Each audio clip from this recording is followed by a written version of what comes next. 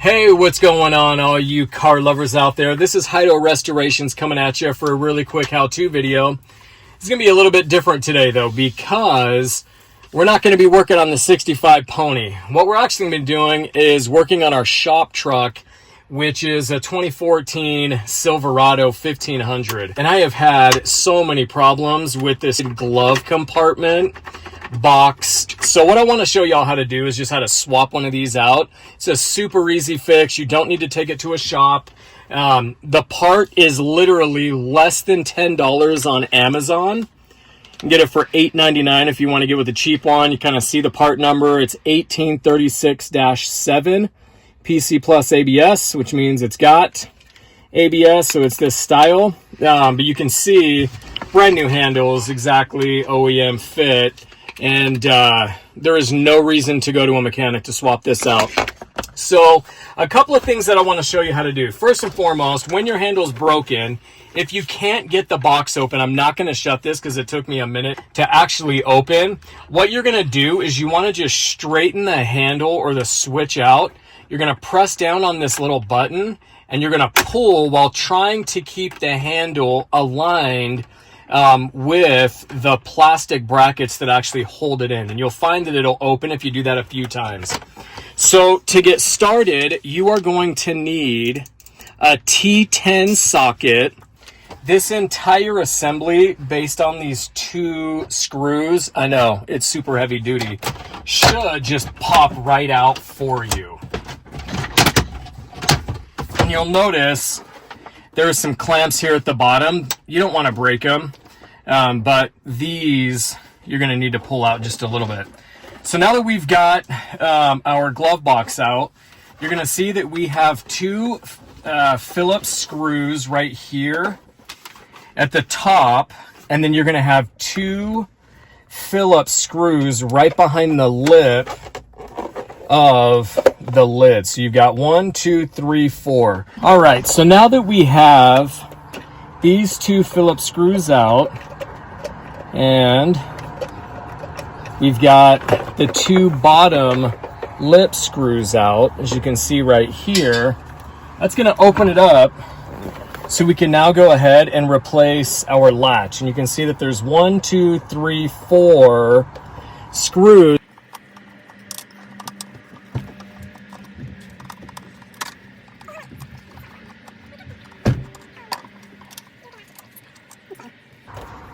All right, so we're going to go ahead and remove the latch.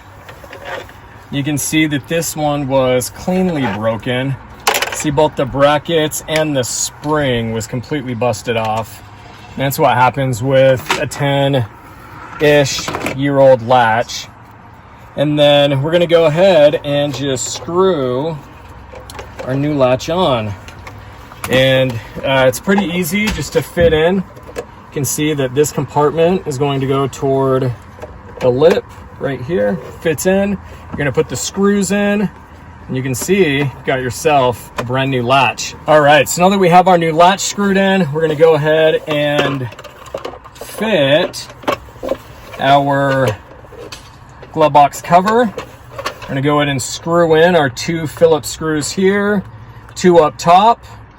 And then once we finish with that, I'm going to flip it over.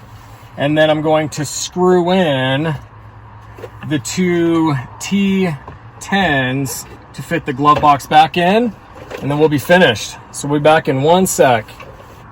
Okay, so a really quick note for those of you that have not done this before and might not pay attention to it. So when you are installing these two screws to put the cover back on the back of the glove box lid, pay attention not to over tighten these down too much. And the reason being is because these screws hold your trim on, and you want to make sure that you don't break the fastener that's on the back of each of these as you're tightening your screws.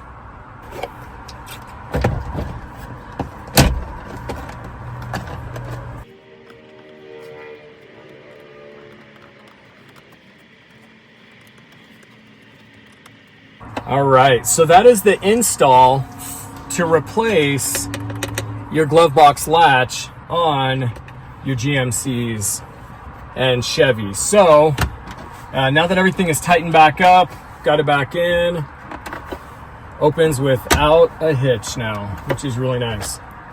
Okay, y'all, if you found that video helpful, go ahead and give us a like, subscribe, and even though we're not restoring this beauty, catch us on the flip as we restore our 65 pony.